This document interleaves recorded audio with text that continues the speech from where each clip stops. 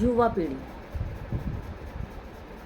आजकल की युवा पीढ़ी को अगर हम देखते हैं, वो जिस दिशा में जा रही है उससे कोई भी अनभिज्ञ नहीं है। सबको पता है कि आजकल की युवा पीढ़ी के ऊपर पाश्चात्य संस्कृति ने बहुत बड़ा गहरा असर छोड़ा हुआ है और वो पाश्चात्य संस्कृति में इतना डूब गए हैं, इतना रम गए हैं कि जो भारतीय संस्कृति और सभ्यता जिसे हम कहते हैं, वो कहीं ना कहीं इस पाश्चात्य संस्कृति के पीछे छिपती जा रही है।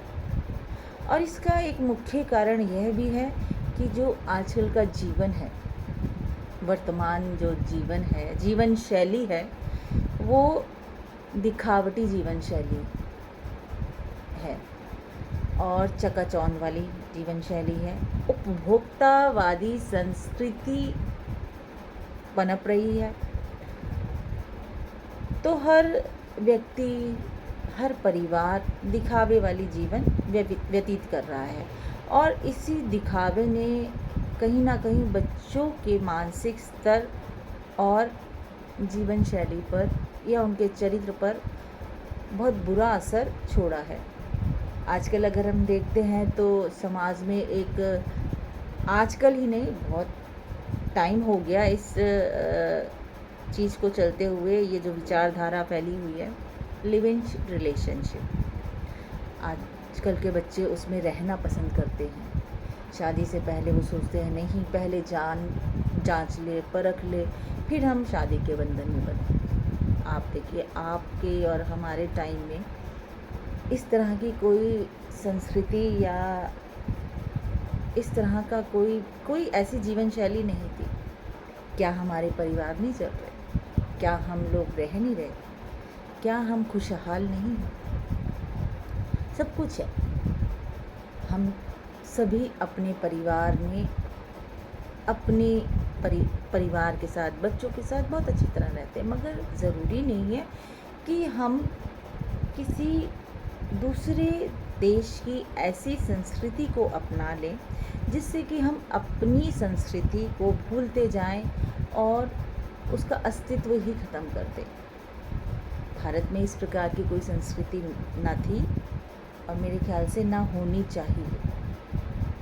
तो इस संस्कृति के पीछे जो भी, या इस जीवन शैली के पीछे जो भी बच्चे जाते जा रहे हैं, वो ही आगे भविष्य में इस देश के कर्णधार होंगे। तो उनको समझना है कि पाश्चात्य संस्कृति या कोई भी संस्कृति, पाश्चात्य ही या किसी भी देश की संस्कृति खराब नहीं होती। वो उसी देश प्रदेश की जीवन शैली के अनुसार ही बनाई जाती है। तो हमें सिर्फ यहाँ यही समझना है कि हम किसी भी समाज की, देश की अगर संस्कृति को अपनाते हैं तो उसकी अच्छी चीज़ों को अपनाएं, जो हमारे देश या हमारी संस्कृति को और आगे विकसित करे, विकास करे, ना कि उसका पतन करे या उसको पतन की दिशा में ले जाए।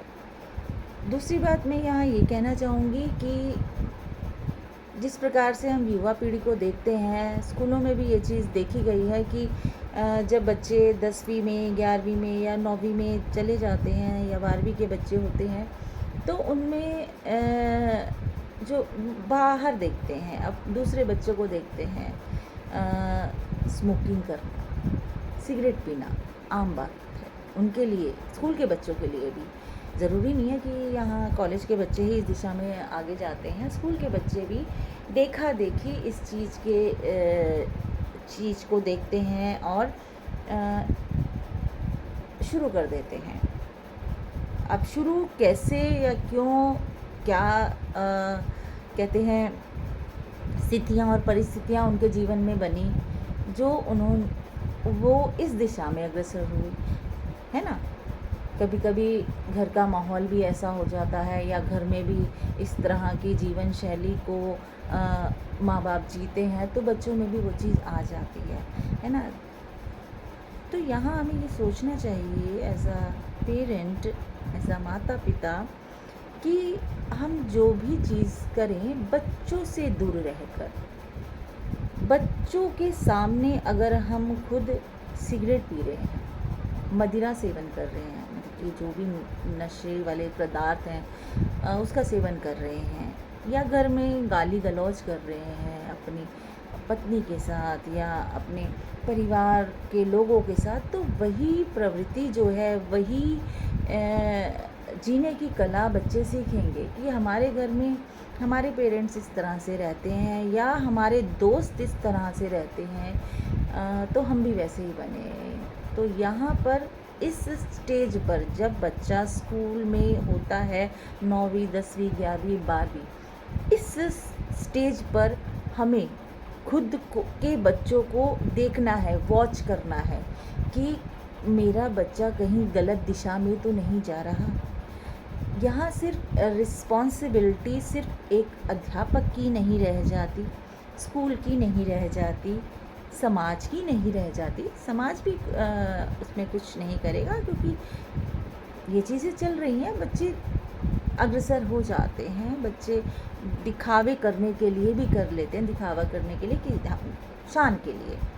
तो यहाँ पर माता पिता को सतर्क रहना है कि वो अपने बच्चों के बदलते हुए व्यवहार की जांच करते रहें समय अनुसार, और अगर उन्हें बदलाव दिखता है तो वो वहीं पर अपने बच्चों को सचेत कर दे, समझाएं। देखिए, मारने, पीटने, डांटने से, गुस्सा करने से किसी भी समस्या का समाधान नहीं होता है। हमें बच्चों को प्यार से समझाना होता है, प्यार से समझाएं। तो क्योंकि ये एज जो होती है बहुत सारे चेंजेस लाती है, बदलाव लाती है, बच्चों की मनोदशा, मनोस्थिति और हर चीज़ में, हर स्तर पर परिवर्तन होता है।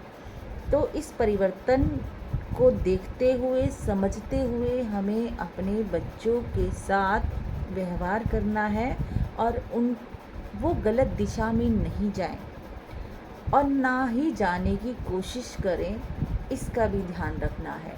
समय समय पर उनसे बात करनी है, बातचीत करके उनको मानसिक स्तर को देखना है, उनके विचारों को परखना है, उनके विचार किस चीज़ से, किस तरह से जुड़े हुए हैं वो भी देखना है।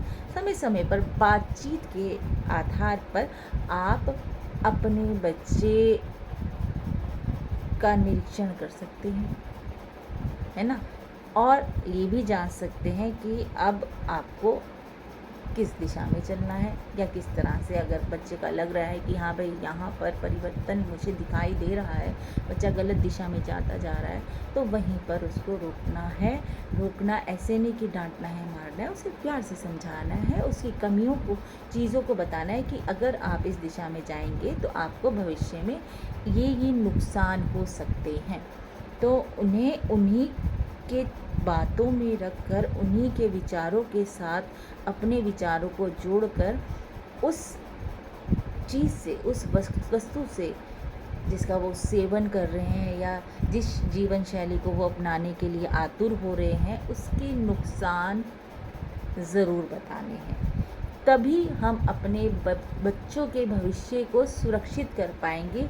और अगर हम अपने बच्चों के जीवन को या विचारों को अच्छा बनाने के लिए अग्रसर रहे, या उनका साथ देंगे, या इस दिशा में हम अग्रसर रहेंगे, अपने, सिर्फ अगर हम अपने बच्चों की बात करते हैं तो, है ना, तो शायद समाज को हम एक अच्छा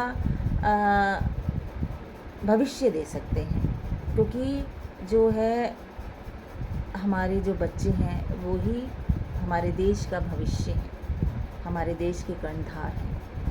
तो उनका जो भविष्य संवारना सिर्फ और सिर्फ स्कूल और टीचर्स या उनके अध्यापकों पर ही नहीं डिपेंड करता, उनके ऊपर ही उनकी जिम्मेदारी नहीं है।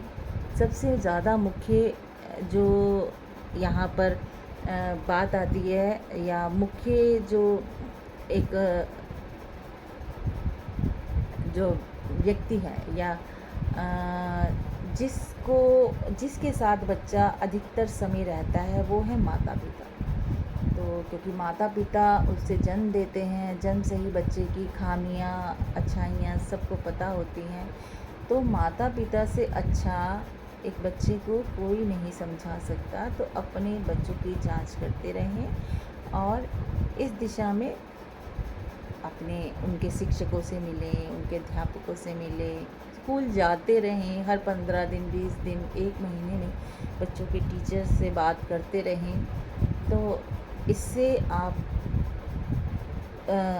आपको ही नहीं, आपके बच्चे को भी या उस बच्चे के जीवन को संवारने में, उसका पढ़ाई की तरफ ध्यान नहीं जा रहा है तो उसके पढ़ाई की तरफ ध्यान करने में आप सक्षम हो पाएंगे और चीज़ों को समझ पाएंगे। तो अपने बच्चों की मदद करने के लिए, हेल्प के लिए, जिस उम्र में उसको आपका साथ चाहिए, आपकी ज़रूरत है, उसके लिए हमेशा आप खड़े रहें।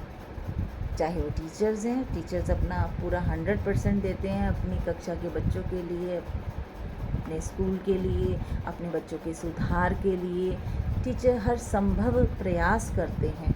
और कोई भी अध्यापक अपने बच्चों के बीच अंतर नहीं रखता।